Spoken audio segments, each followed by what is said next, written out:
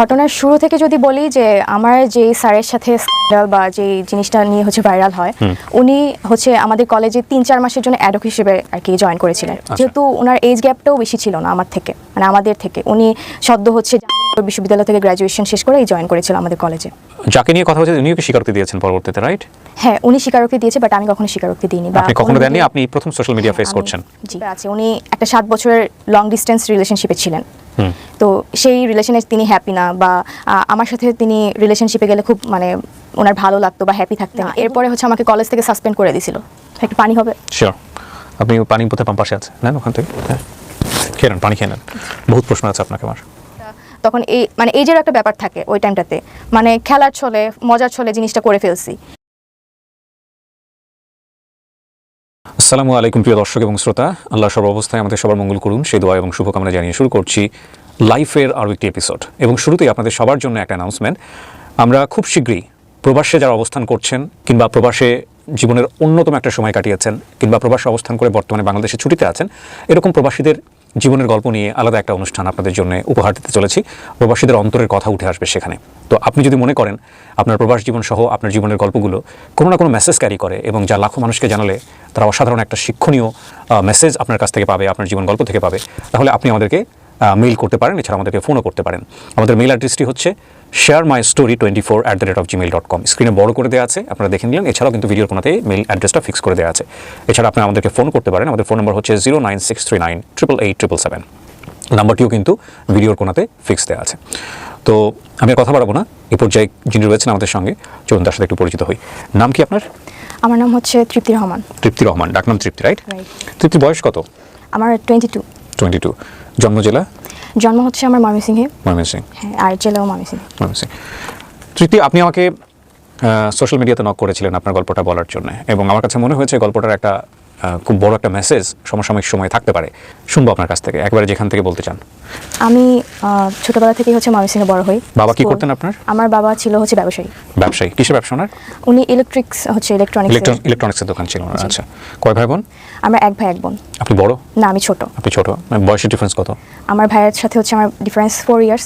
মা হাউসওয়াইফ? হ্যাঁ। ওকে, ছোটবেলার কথা বলছেন? হ্যাঁ, ছোটবেলা থেকেই হচ্ছে আমার বাবা হচ্ছে প্যারালাইজড ছিল। বাবা প্যারালাইজড? মানে জন্মের পর থেকে আপনি দেখেছেন বাবা প্যারালাইজড? হ্যাঁ। আমার বয়স যখন হচ্ছে 12 মাস, তখন হচ্ছে আমার আব্বু বাইক অ্যাক্সিডেন্ট করেছিল আর কি। আচ্ছা।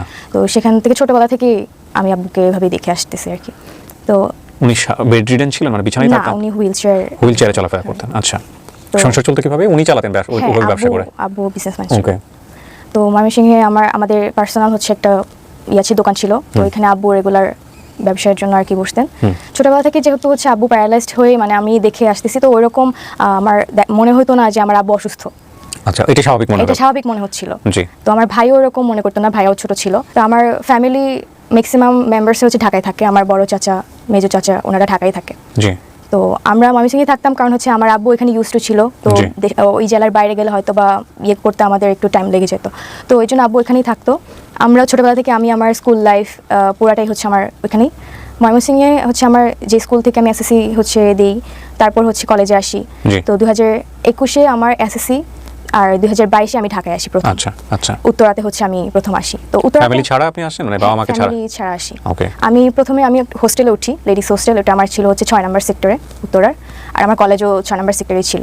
তো কলেজের শুরু থেকে হচ্ছে আমি নর্মাল লাইফেই ছিলাম, মানে আমার পারিবারিক, আমার ক্যারিয়ারের যে মানে কলেজের যে লাইফটা নর্মালি সবকিছু স্বাভাবিক ছিল আমার সেখানে। এর আগে ঢাকা শহরে আসা হয়েছে আপনার? হ্যাঁ, আমার চাচার বাসা যেহেতু ঢাকায়, দুজন থাকে, তো আমার ঢাকায় আসা হয়। আমার আসা যাওয়া ছিল আর কি। ঢাকার কালচার, শহরের কালচার সম্পর্কে আইডিয়া ছিল? তো নরমালি ক্লাস করছেন? জি হ্যাঁ, নরমালি ক্লাস করছিলাম। আমার ফার্স্ট ইয়ার হচ্ছে নরমাল যায়। তো ঘটনার শুরু থেকে যদি বলি যে আমার যে স্যারের সাথে স্ক্যান্ডাল বা যে জিনিসটা নিয়ে হচ্ছে ভাইরাল হয়, উনি হচ্ছে আমাদের কলেজে 3-4 মাসের জন্য অ্যাডহক হিসেবে আর কি জয়েন করেছিলেন। আচ্ছা। এটা 2023-এর ফেব্রুয়ারি মাসের দিকে। তো উনি স্কুল সেকশনে হচ্ছে ক্লাস নিতেন, কলেজ সেকশনে হচ্ছে ক্লাস নিতেন না। তো সেইভাবে হচ্ছে আমাদের ক্লাস টিচার ছিলেন না উনি। তো ওনার সাথে প্রথম আমার পরিচয় এইভাবে হয়েছে যে উনি আমাদের হচ্ছে একদিন প্রক্সি ক্লাস নিতে আসছিল, আমাদের ইংলিশ স্যারের প্রক্সি নিতে আসছিল আর কি। তো সেখানেই প্রথম দেখা স্যারকে। এর আগে কখনো আমি চিনতাম না, বা ওরকমভাবে হচ্ছে পরিচয় বা স্যার মানে আমাদের ক্লাস নিত না, সো মানে এরকম আর কি আমার পরিচয় ছিল না। সেখানে হচ্ছে প্রক্সি ক্লাস নিতে আসছে আমাদের প্রথম। সেখানেই স্যারের সাথে পরিচয়। স্যার হচ্ছে আমাদের, যেহেতু ওনার এজ গ্যাপটাও বেশি ছিল না আমার থেকে, মানে আমাদের থেকে, উনি সদ্য হচ্ছে বিশ্ববিদ্যালয় থেকে গ্র্যাজুয়েশন শেষ করেই জয়েন করেছিল আমাদের কলেজে।